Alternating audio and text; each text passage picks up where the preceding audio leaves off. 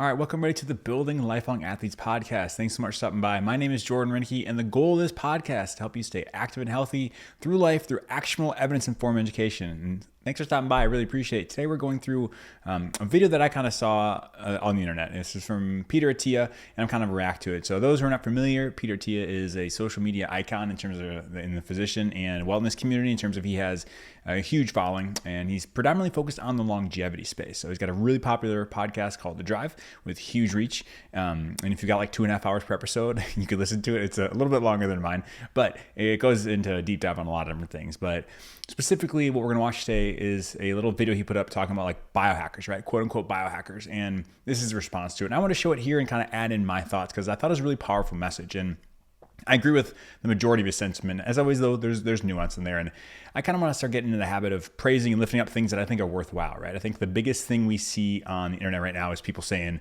like, they find something they disagree with and they make an attack video on it, and he tries to get them views and clicks and whatnot. And would that be better for me long-term for my viewership? Like, in terms of numbers, maybe, but that's not what I'm trying to cultivate here on my channel. I'm trying to use my platform for good and to elevate the things that I agree with. And when I do disagree, obviously, you see me do things like that. I'll disagree and I try to do it respectfully.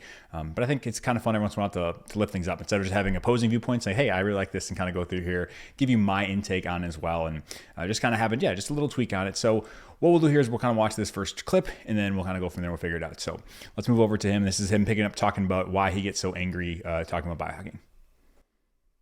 My wife's feedback to heart, and I started really reflecting, like, why is it that whenever I talk about the subject of biohacking, or whenever it's brought to me as something to comment on, I just sort of morph into like angry guy. And so I'll tell you why I think that's happening. I think there's an important lesson here. So the case that the question that was brought to me was the following.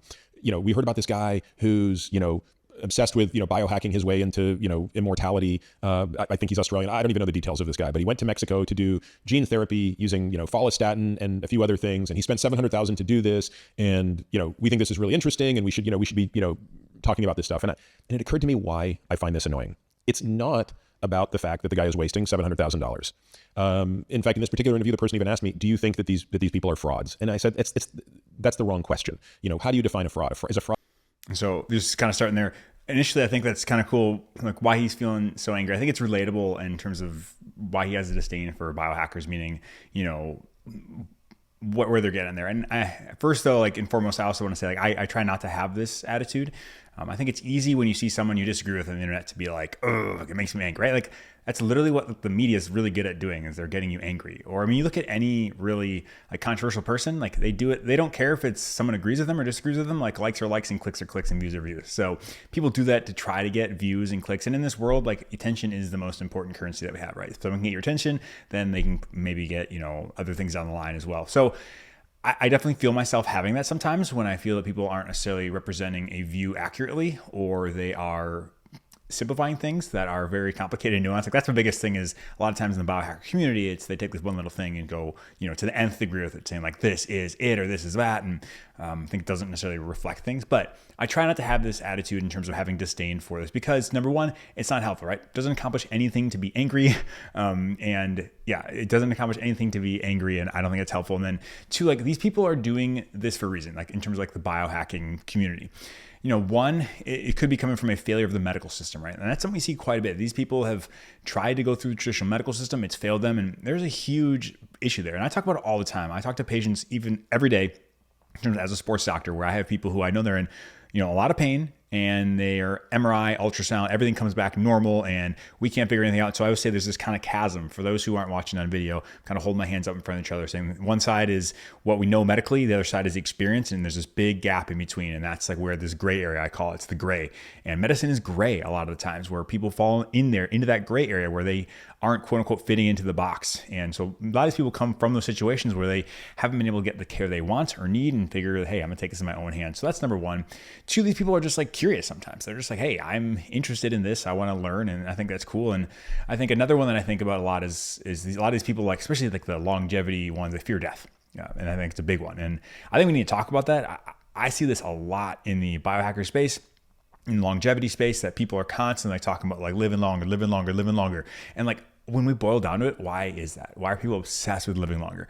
Because quite honestly, once you get up there, and if you're not living a quality life, like, I don't know. To me, I think it comes down to the fear of death, right? And the fear of unknown and not being settled in who you are as a person and understanding the cycle of life. And this is why I talk about spiritual health. I think it's important as well to talk about spiritual health, meaning, hey, like understanding where you fit in the scheme of the universe and things and eternity and, you know, what our role here on the planet is. And that's kind of up for debate and people can kind of talk about things. But I think a lot of times that's where it stems from. And I see that with people like, I want to live forever. And they go, I want to biohack my way to, it's like, why? Why do you want to do that? You know, especially if you did it and no one else you know or loves like did it, do you really want that? And so I don't want to belittle someone for their interest. If they have genuine interest in this, if they're learning, if they've had issues with the medical system before, I want to give grace. And so this is definitely something I notice, like I feel that like animosity sometimes, and I don't want to do that. And so I'm going to try to be better at that. And I don't want to belittle someone for having interest, but it can boil my blood when people are taking advantage of other people. That's like the one thing I want to talk, you know, kind of stand up for. But this is one thing he'll kind of talk about here next about like the fraud claims. So let's talk about that.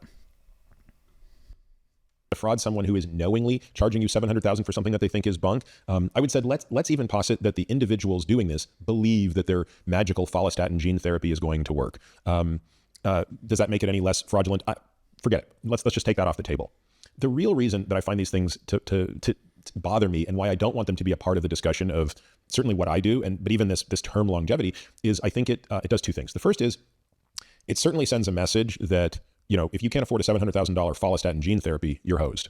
Okay, so he's kind of talking about fraud-wise, like giving the fraud label, and I think it's a good idea to have that, giving people the benefit of the doubt, right? That's what he's saying. Hey, let's pretend this you know fringe therapy does work. So I think it's a good approach. Give people the benefit of the doubt. That's fine. And then I think most people who are doing this and in the space of any health, fitness, longevity, biohacking, most people genuinely believe they're trying to contribute and help. So that it is. But there are those who who don't know what they're doing, and that can be harmless in terms of like their intentions are good, but may lead to issues when they don't know. But like I said, the more nefarious thing is when someone knows that they are wrong or being nefarious in that they're trying to scam people. And that's like the thing. How do we tease that out? And that's like the really big thing is like, how do you find someone that you know? And so there are people though in this space, in this biohacker space, who are very good at marketing. And you know, everything's so unresearched in the biohacker space. You know, it's like a N equals 1. Like I tried this experiment and this is what I found.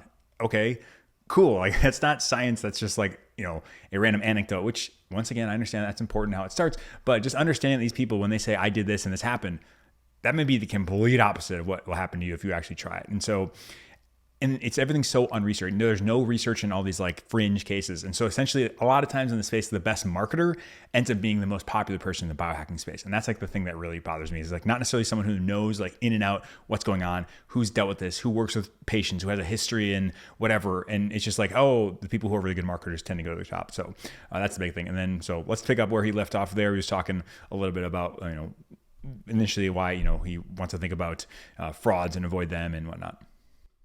I mean, we can unpack that for a moment, but let me just tell you, that is the most ridiculous thing I've ever heard. If it was $7, I wouldn't do it. Why? Because there is zero evidence that this works. And by the way, even if it does incrementally, for those of you who don't understand what follistatin is a gene that expresses a protein. That protein then goes on to inhibit another protein called myostatin, and myostatin inhibits muscle growth during development. So the theoretical argument is if you do this gene therapy to enhance follistatin, make more follistatin, you would inhibit myostatin, you would have larger muscles. Again, you could certainly construct an experiment that might suggest that that could happen in animals. There's no evidence it's happening in humans, at least no evidence that I've seen. And by the way, even if it did, this is the point, do you really need to spend money to do that? Or do you just need to go to the gym and lift weights? And this gets to really the second point of why I just find these discussions so infuriating, is it distracts from what really matters, right? What really matters is the stuff that you don't need to pay for, okay? You don't need to pay to exercise outside of maybe getting a gym membership. You don't need to pay to be mindful about how you eat. You don't need to pay to go to bed a little bit earlier. And you know, I think I love that. I'm going to stop him right there before we, but I think that's a big thing. It's distracting from what really matters. That's my biggest thing, is the reason I do this podcast, the reason I do these things. Like I'm just constantly trying to like bring people back to like the things we actually know that matter. Right.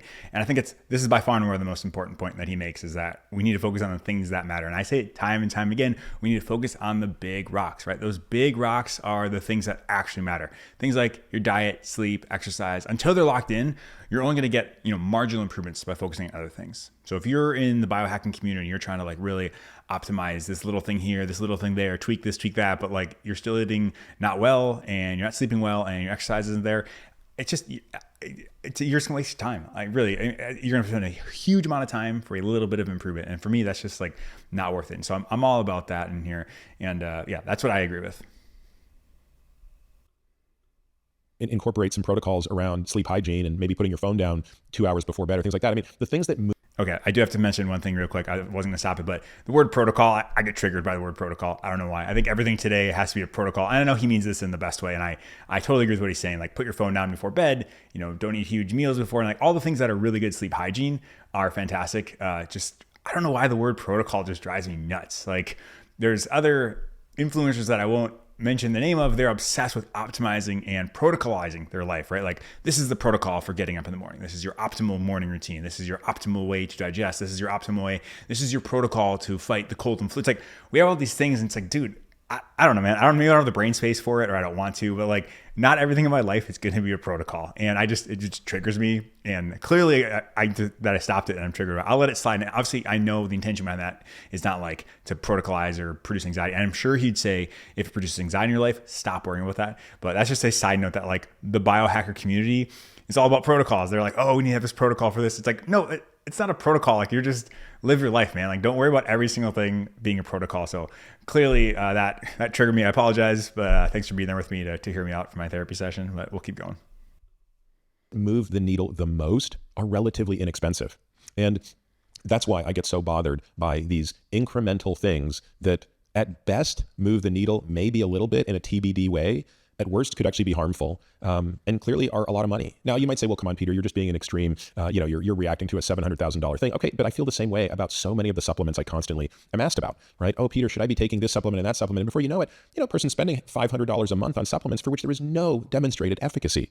Now, again, it's a free world. And I know for many of those people, $500 a month doesn't matter. Great. But what it does is it distracts people, right? So I want to be clear. I'm not opposed to people wasting money.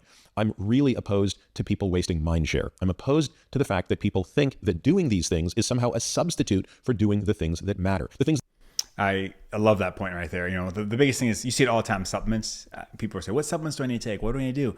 And I'm not anti-supplement. I think at the right time it can be appropriate. And but have you ever noticed how many health influencers sell you their supplements? Like, just stop back, take a look, and then they teach on something, eat a holistic way, eat this way, this way. By the way, here are my supplements. And I'm not saying they're all bad, but it's just there's so few that are actually like really, really, really like, hey, this is going to be helpful. And a lot of the ones are nebulous, meaning like it may help. And that's the problem. Like, it may help, it may not, but like, I don't know. What I have a problem with is so many people have conflicts of interest, right? Saying, hey, forget the big establishment. Like, you don't need any of that, like anything like this or whatever. And then here, buy my supplement. Like, that's such a conflict of interest when you're saying, hey, you need these things that, hey, I happen to provide.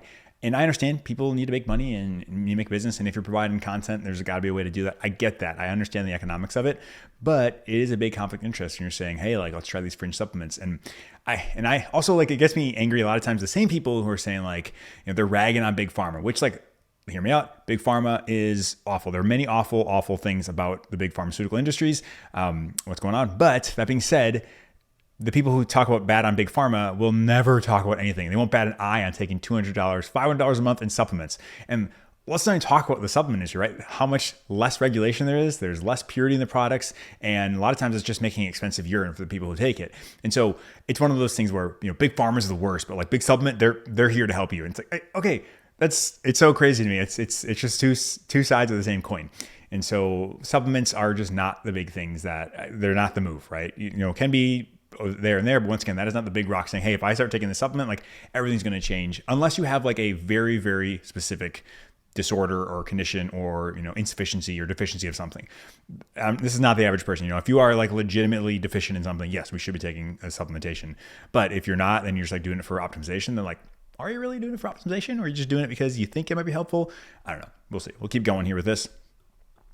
Things that are proven to matter. As much as one can prove anything in biology, and let's be really clear, this is not mathematics where there are formal proofs, but when you start to talk about things in terms of probabilities, the probability that having a high VO2 max, having solid muscle mass, being very strong, spending time outdoors, having connections with people, the probability that those things are going to lengthen your life and improve the quality of your life is so high that it's as close to being 100% as possible. And yet the probability that this litany of questionable supplements and therapies that people are talking about in the biohacking sphere are beneficial is very low. I mean, we're talking somewhere between 0 and epsilon's a small number. And so again, a lot of people will say, well, look, I have all the means and the resources to do it, so I'm going to do it. Yes, but again, the more we give air cover to those things, the more we're communicating to other people who might not have the resources, hey, that's where your attention should be. And again, I think that's the big point here, which I love, is like, an old pastor used to say, don't shout me down when I'm preaching good. And that's what I'd say right now to Peter Attia on this. I couldn't agree more with that. We need to spend more time doing things we know are beneficial and spend less time on things that may be beneficial. And that's what he's talking about here is, I don't care, dude. If you are rich, you're Scrooge McDuck rich, and you want to go swim in a swimming pool of coins and you want to spend your money on these therapies, like I don't care. That's fine. And hey, I'll be here. If you're a patient or client of mine, then I'll help guide you through that. But like for me, I just have such a more holistic view in that, like, let's focus on the things that we know are going to be good and kind of go from there. And I don't want us to distract. That's the thing you see. I mean, it's unfortunately, it's like social media, right? It's news. It's what has the main news come. It's like you need to have urgent breaking news every single day. And it's like, well, if everything's urgent breaking, like nothing is breaking. And so you kind of just get desensitized to it, but you need it because you need clicks. And the same thing with content. And someone who makes content, I understand that. You're looking for things to make. My content can be repetitive. I understand that in terms of exercise and sleep and diet and all.